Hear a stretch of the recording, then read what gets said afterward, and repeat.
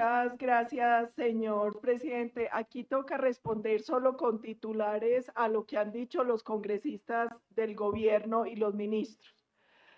Hablan de asfixiar, de un Congreso que trata de asfixiar fiscalmente al gobierno, y aquí es el gobierno el que asfixia a los empresarios y a los colombianos con impuestos. Un gobierno que no tiene autoridad para pedir más impuestos, porque no ejecuta, porque desvía recursos y los malversa, porque hay una gran explosión burocrática. Y aquí salen a defender la no deducibilidad de las regalías y se les olvida que es una decisión de la Corte basada en derecho, porque era ilegal, y aquí se advirtió, el pago de las regalías es contablemente en Colombia y en el mundo un gasto operativo, ya que su pago reduce al contribuyente la utilidad, y así se ha entendido. Todos los países permiten esa deducibilidad.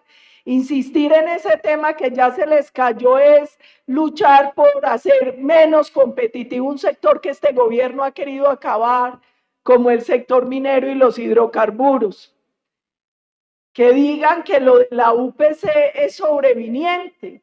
Por amor de Dios, desde la sentencia 760 del 2008, como lo acaba de decir el senador Guido, se decretó el estado inconstitucional de las cosas en el sistema de salud, y a partir de ese año, año a año, se vienen emitiendo autos de seguimiento sobre el tema. Antes de Camargo, el magistrado Reyes en febrero del 25 lo había advertido. Ya hablaban de la insuficiencia de la UPC y que la del 2024 no había sido suficiente, y que por cada 100 pesos que le pagaban a las EPS, ellas tenían que gastar 108, y en ese momento ya teníamos un déficit acumulado de 6.3 billones por ese tema. Aquí se trató también de decir que nosotros estábamos en contra de estos impuestos para defender a los empresarios que nos financiaban. A mí me llama la atención que en democracia les duela la financiación legal y reportada de los empresarios, y no las que se reciben de clanes de contratistas que después reciben millonarios contratos en el gobierno, o platicas de Papá Pitufo, del hombre Malboro, o unos, es más, uno de los ministros que habló aquí tiene un audiecito de unos 15.000 millones que parece que tampoco reportaron, pero eso nunca les ha llamado la atención ni les ha sorprendido.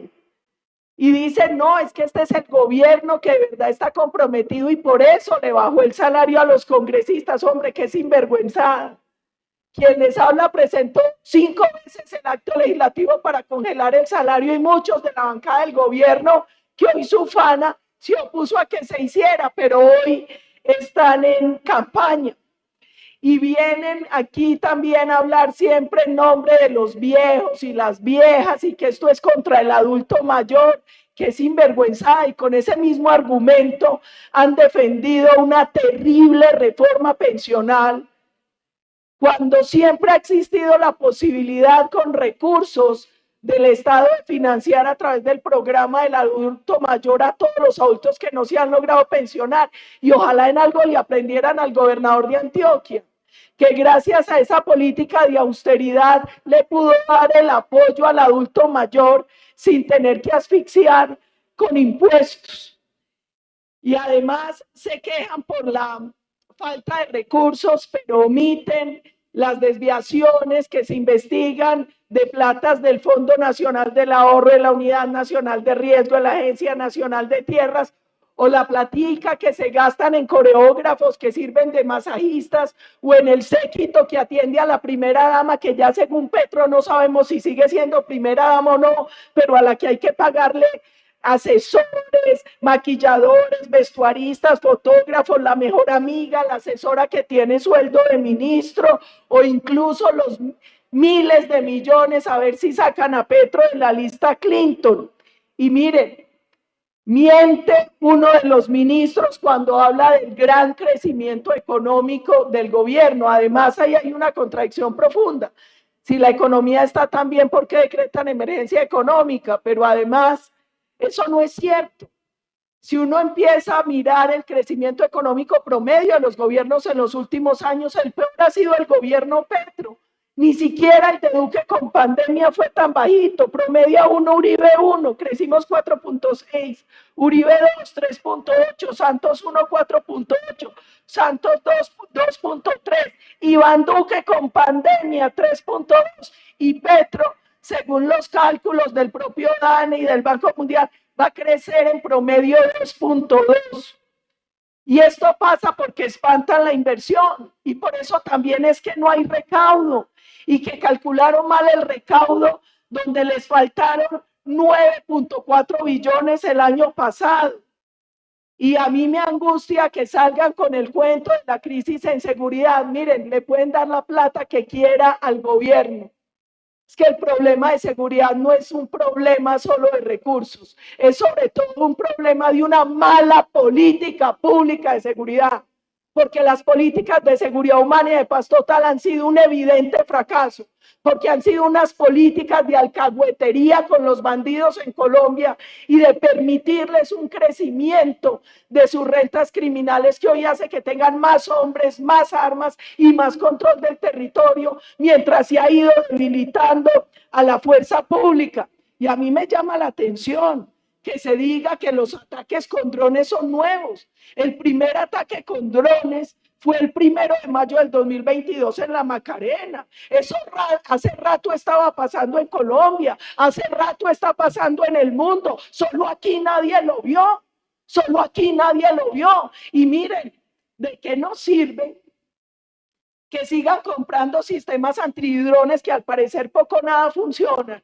Voy a poner un ejemplito. Cogemos nosotros al bandido de alias Calarca en Antioquia, nosotros los héroes del ejército. Y por orden del gobierno y la fiscal los dejan libres y se fortalecen y mandan gente al Cauca y los especializan en drones y después nos matan policías así y nos matan soldados. El problema no es de plata, el problema es de política de gobierno. Y aquí puede venir a dárselas de bravucón otro ministro. Aquí los empresarios siguen aportándole a la salud el 8.5% y los trabajadores el 4%.